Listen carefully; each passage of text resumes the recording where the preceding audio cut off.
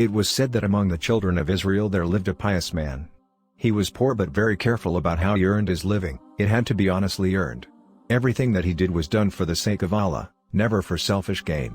On his deathbed his last words were, "0 Allah, I place my wife, my little son, and my only possession, a calf, in your care."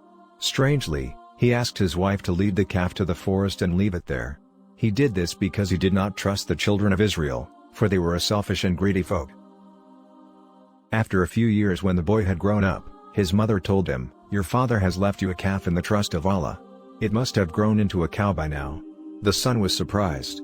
He did not know of any calf all these years and asked his mother where it was. She replied, "Be like your father and say, 'I trust in Allah,' then go look for it."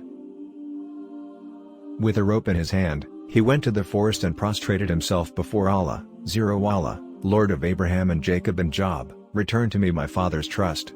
As he raised his head, he saw a cow coming towards him. It stopped submissively beside him.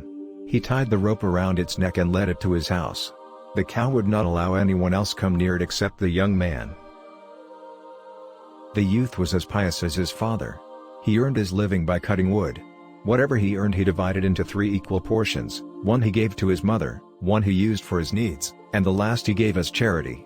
His nights, too, were divided into 3 parts. During the early part of the night he helped his mother, the middle part he devoted to the worship of Allah, and during the last part he rested.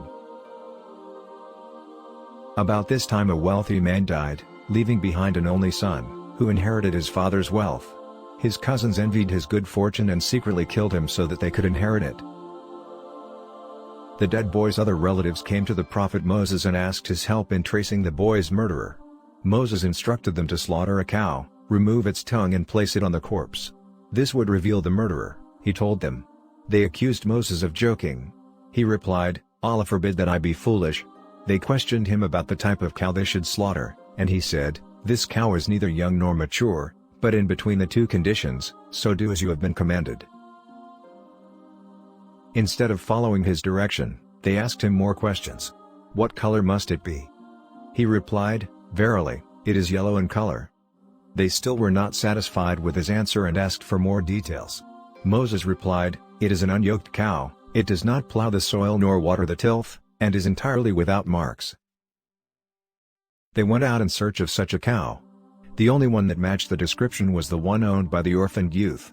They met him on the way and asked the price for which he would sell his cow. He told them he would have to consult his mother first, so they accompanied him to his house and offered her 3 gold coins. She refused their offer, saying that the cow was worth much more. They went on increasing their offer and the mother kept on refusing. Finally they urged the son to speak to his mother to be reasonable. He told them, "I will not sell the cow without my mother's approval, even if you offered me its skin filled with gold."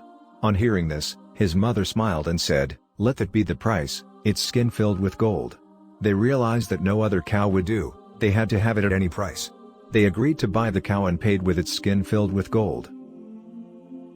Allah the Almighty narrated, and, remember, when Moses said to his people, "Verily, Allah commands you that you slaughter a cow."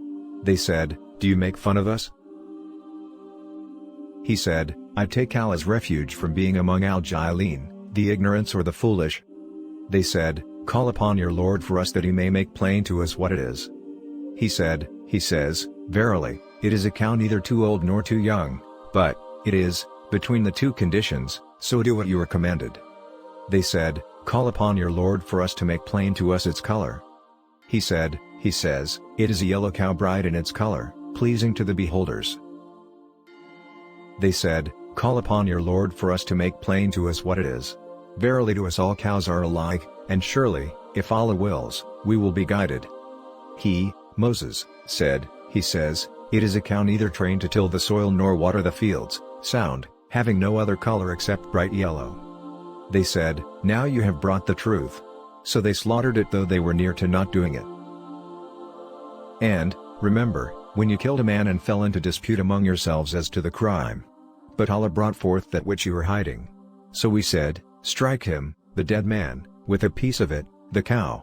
Thus Allah brings the dead to life and shows you his ayat, proofs, evidences, verses, lessons, signs, revelations, etc., so that you may understand. Then after that your hearts were hardened and became as stones or even worse in hardness. And indeed, there are stones out of which rivers gush forth, and indeed, there are of them, stones, which fall down for fear of Allah. And Allah is not unaware of what you do,